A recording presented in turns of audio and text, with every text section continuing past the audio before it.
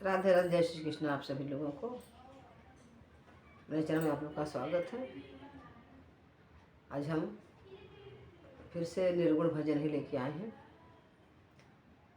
मेरा भजन आप लोगों को पसंद आए तो लाइक सब्सक्राइब शेयर जरूर करिए। सैया मोर गवनवा लिहले जाल बदरी में, सैया मोर गवनवा लिहले, सैया मोर गवनवा लिहले जाल बदरी में।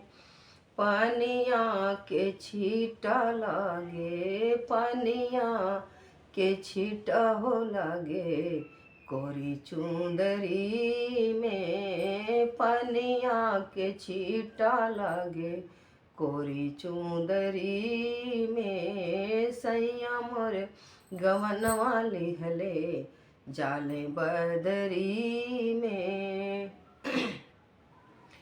बाप मतारी रोवे भाय भौजाई रोवे, बाप मतारी रोवे भाय भौजाई रोवे, सखिया सहेलिया रोवे, सखिया सहेलिया रोवे ठाढ़ बखरी में, सखिया सहेलिया हो रोवे ठाढ़ बखरी में। सैया मोर गवनवा लिहले जाले बदरी में, सैया मोर गवनवा लिहले जाले बदरी में।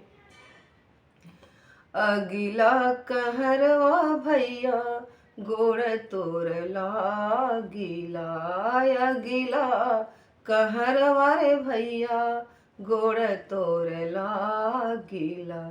डोलिया उतारी हो देता, डोलिया उतारी देता बीच डगरी में, डोलिया उतारी हो देता बीच डगरी में। सैया मोर गवनवा लिहले जाले बदरी में, राजा मोर गवनवा लिहले जाले बदरी में।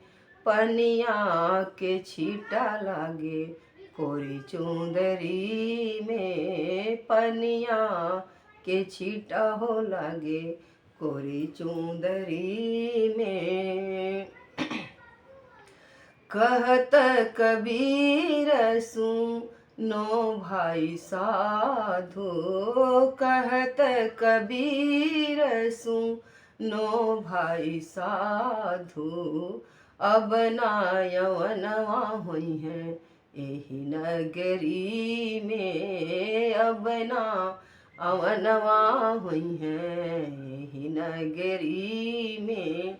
सैया मोर गवनवा लिहले जाले बदरी में, राजा मोर गवनवा लिहले जाले बदरी में। पनिया के छीटा लागे, पनिया के छीटा हो लागे कोरी चुंदरी में। सैया मोर गवनवा लिहले जाले बदरी में।